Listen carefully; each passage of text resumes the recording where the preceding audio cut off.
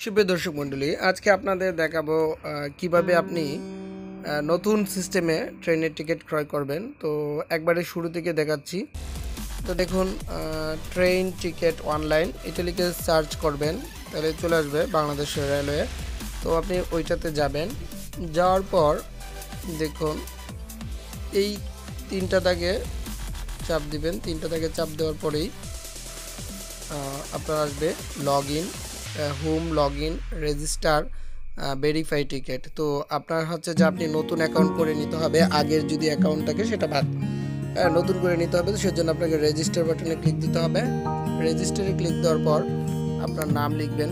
আমি আমার অ্যাকাউন্টটা তৈরি করে দেখাচ্ছি।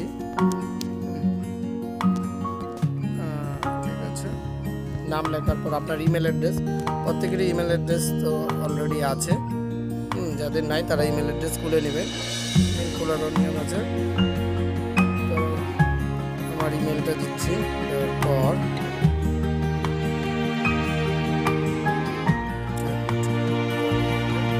তারপর হচ্ছে মোবাইল নাম্বার, যে নাম্বার দিয়ে আপনি অ্যাকাউন্টটি করবেন সেই নাম্বারটা অবশ্যই চালু থাকতে হবে, অথবা হবে না, ওইটাতে ভেরিফিকেশন কোড যাবে।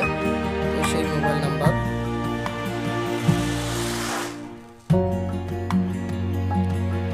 আবার নাম্বারটা লিখতে হবে এবার, মোবাইল নাম্বার।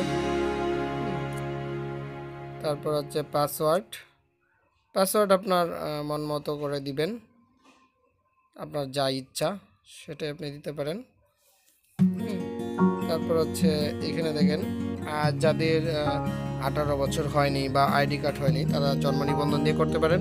আর যাদের আইডি কার্ড আছে তারা এনআইডি দিয়ে দিবেন। তো আমার আইডি কার্ড আছে, আমি আইডি নাম্বার দিব।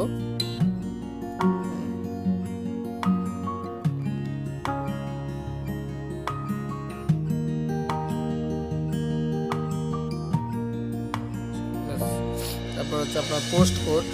তো পোস্ট কোডটা লিখবেন, আপনার আইডি কার্ডে পোস্ট কোডটি লেখা আছে। আর যারা জন্ম নিবন্ধনটা করবেন তারা বাবা মায়ের আইডি কার্ডের পিছনে দেখলেই আপনাদের পোস্ট কোডটি পেয়ে যাবেন। তারপর হচ্ছে আপনার ঠিকানা, ঠিকানা দিচ্ছি, সব ঠিকানা দিয়ে দিচ্ছি।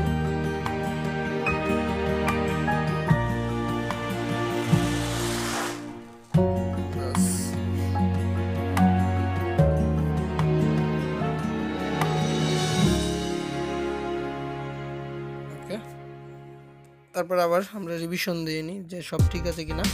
নাম লিখলাম, ইমেল অ্যাড্রেস দিলাম, মোবাইল নাম্বার দিলাম, পাসওয়ার্ড দিলাম, এনআইডি নাম্বার দিলাম, পোস্ট কোড দিলাম। তারপর হচ্ছে